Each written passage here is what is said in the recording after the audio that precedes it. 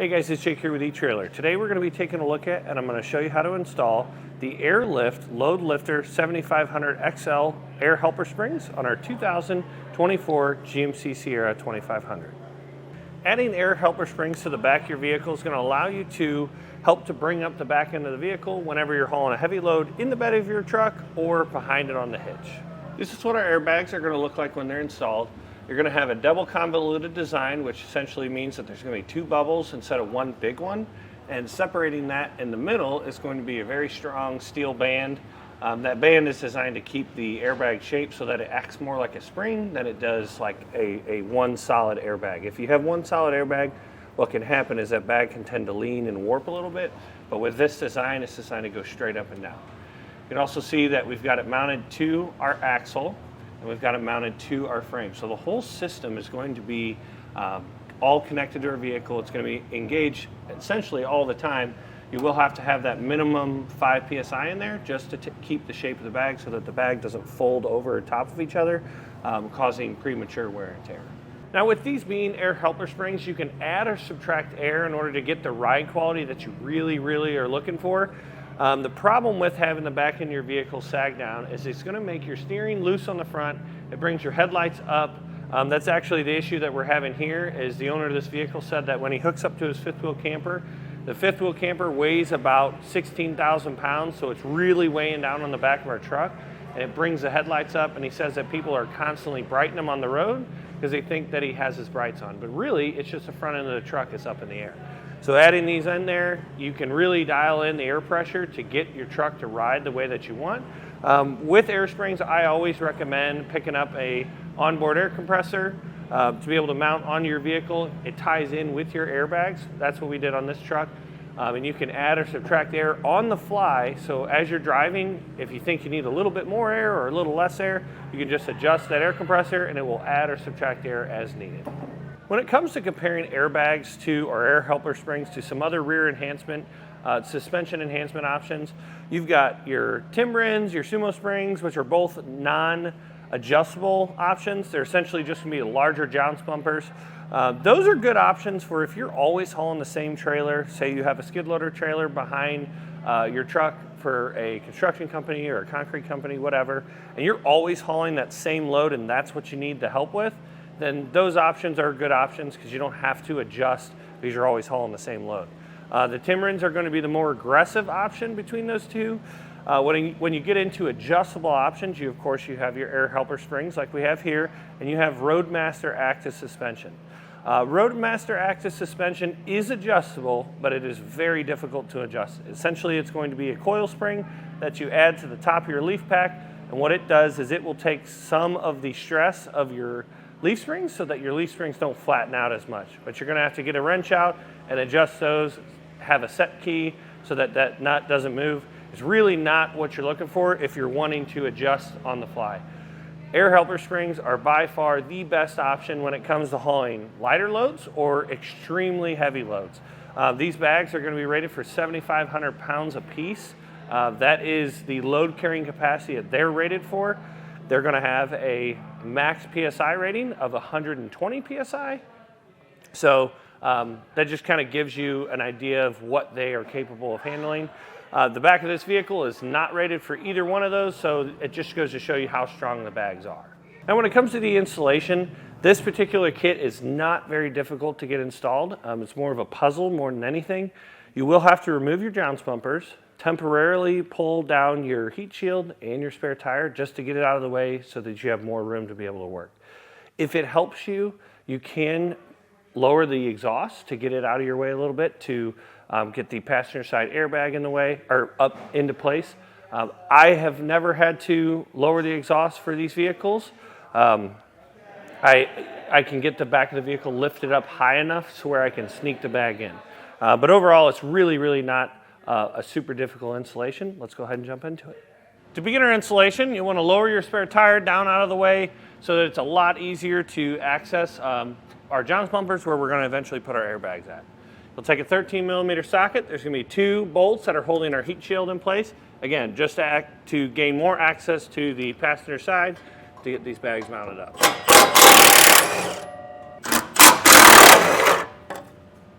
I will take a pry bar. You want to slide it up in this gap here. We need to pop our jounce bumpers out. Our vehicle is brand new. It's only got a couple 100 miles on it, so these shouldn't be too stuck. If your vehicle is older, you can use a little bit of silicone or soapy water in order to pry these out. Now the next step in our process is you want to take a floor jack or a pull jack like we have here if you're up on a lift. You want to lift up on the hitch receiver to help give us a little bit more space between the where the jounce bumper would hit and where the jounce bumper was. This is going to give us more space to be able to get the airbag in here. Now we can start assembling our airbag. You want to take the side of it that has our 2 threaded holes and then your 1 inlet for your air. Set one of your capture plates on top of it. And we're going to take one of our air fittings. You want to thread it in by hand. And once you get it hand tight, we'll take a 1/2 inch wrench.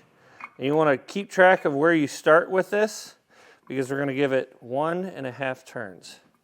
So we'll turn it once, back to that location, and 1/2. And that's all the tighter they want you to get that fitting. Now we're going to take the appropriate top bracket. You're going to have an L and an R on them. This one says L, that's for the left side of the vehicle. That's as if you're sitting in the driver's seat. Take our flathead bolts and thread those into place. Now we're going to take a 5.5 millimeter Allen key and snug these up.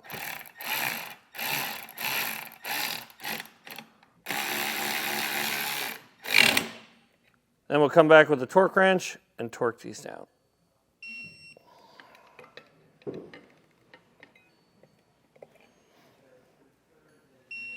Now we're going to take our other capture plate on the bottom of our airbag assembly.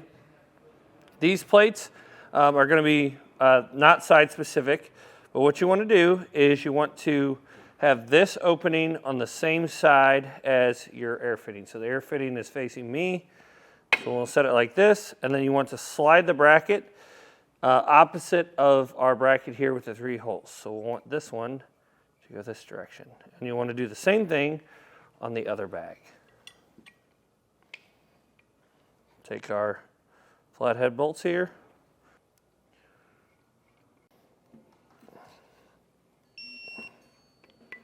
This is a good place where you want to either have an extra fitting or what you can do is just take about a 2-inch or 1-inch piece of airline tube and just tape it off really good so that it's airtight. And this is going to help us get that bag into place because with it as it is now, it's really, really tall and hard to work with. So we're going to push all the air out of our bag. And stick that fitting in, and it'll hold our airbag in a much smaller shape. Now, on this bracket that's holding our ABS line in place, we need to do a little bit of rearranging because it's going to be in our way for when we lift our airbag up here. You just want to pry down on this larger harness here, pop that off, and we have a bracket in our kit that we're going to snap this back into, but we need to get this out of the way too. So we'll take a 13 millimeter socket and remove this bolt.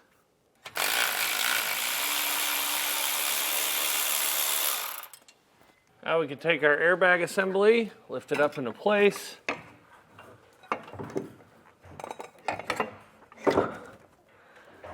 To kind of swivel it in, and this is going to take some patience in order to get it up in place. And once you get it pretty close where you want it, basically we need to be straight down from this cup assembly. We're going to take our airline, push it in, and let that back in there. Now we're going to take our U-bolt, and you want to slide it around your jounce bumper cup. And this, again, is going to take some patience in order to get it lined up correctly. But you want to slide it around, and then we're going to get it to pop out the 2 holes in our airbag assembly. And then we're going to put a flange nut on each one of those. For this next part, they don't give you a full U-bolt in the kit because it's hard to get a full U-bolt over top of our frame rail. So they give you a bolt. You want to put a washer on it, And then essentially we're going to make our own U-bolt. We'll take this, slide it over top of our frame rail, just so you can see the eyelet on the other side. Slide your bolt through, and then we're going to face both of these down to line up with the holes on our bracket. Just like that. Then take 2 flange nuts, put 1 on each one of them.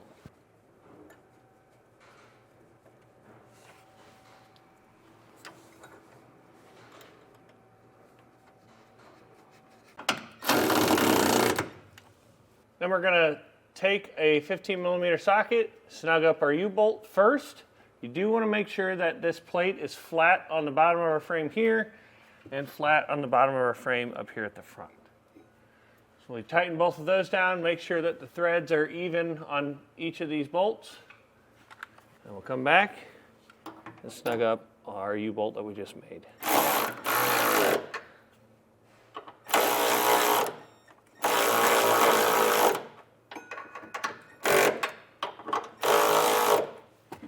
Then we'll come back with the torque wrench and torque all of our hardware to the specifications in the instructions.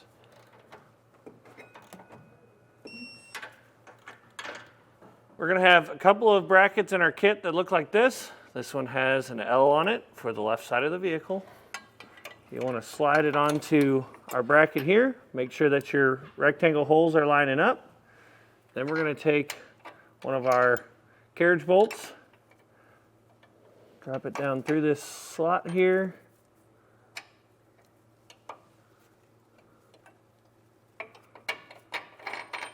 Just like that. And then to hold this bracket in place, we'll take a flange nut. We're going to run this one all the way up because we need to put our strap bracket underneath to strap onto the bottom of our frame.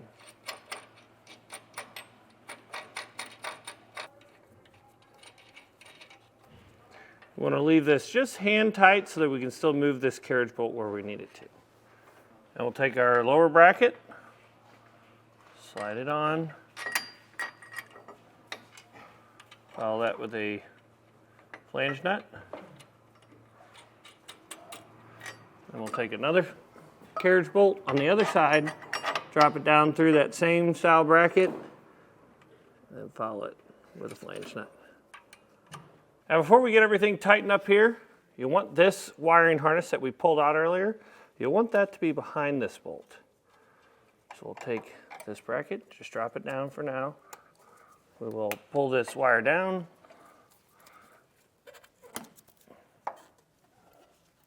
Put it behind the bolt, and then that is what that little hole in our bracket here is for. Pop that up in there, put your bracket back in place. The trick to tightening these bolts that are on this bracket on the bottom is to make sure that you have the same amount of threads sticking out of each. So just kind of go back and forth and make sure that it's even, applying even pressure on the bottom of our axle. Then take your torque wrench, torque this hardware down as well.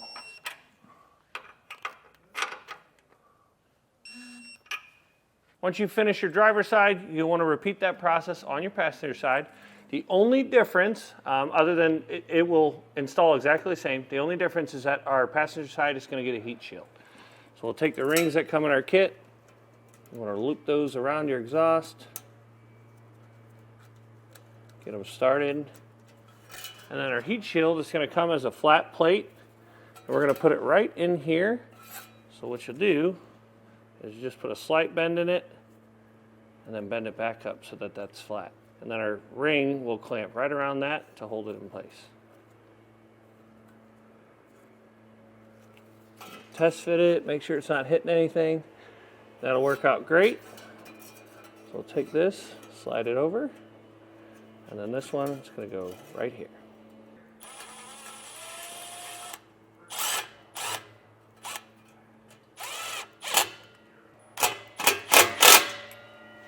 Once you get those tightened on there, you can always come back and make some minor adjustments to the heat shield if you want to pull it down a little bit more, bend these tabs at all. You just want to be sure that this part right here is not touching the exhaust or touching the airbag. because what that'll do is it'll just vibrate pretty bad. So that looks good right there. You need to start running air lines. What we're going to do is we have an onboard compressor going on here, which I highly recommend. It's going to make it a lot easier to use your bags. We have an easy mount, an airlift easy mount compressor. It bolts right to the side of our frame. Very, very simple kit to get installed if you want one. We connect it into our compressor right here, ran it up and along. This is just a breather tube for the compressor. Ran it up on top of the frame rail, following our existing wiring for all our factory accessories. Ran it into a T, and then one side of the T is going to go out and over to our passenger side bag. Then you want to go into another T, come out, go into the airbag on our driver's side, then go out of the T, come all the way back, and then you want to go to your manual inflation valve. Now, like we said before, when it comes to running your airlines back, if you don't have a compressor, you'll just want to run one airline back from each bag, and then if you're using those two manual fill airlines, we like to put them where the bolts are for our license plate, because you will get a little threaded nut. So that will be the new bolt for your license plate. You may have to drill these out in order to get this fitting to fit through there. I don't like putting just one up there. That's why I made up this little bracket and just mounted it underneath. But if you have two manual fills, this turns out really, really good. It's easy to use, and they're right there. You can put your left side on the left and the right side on the right. Now we need to pressure test our system in order to check all of our fittings to make sure that they're not leaking. So we'll take we just have our air compressor here in the shop, and we're going to put about 50 PSI in it in order to test them properly.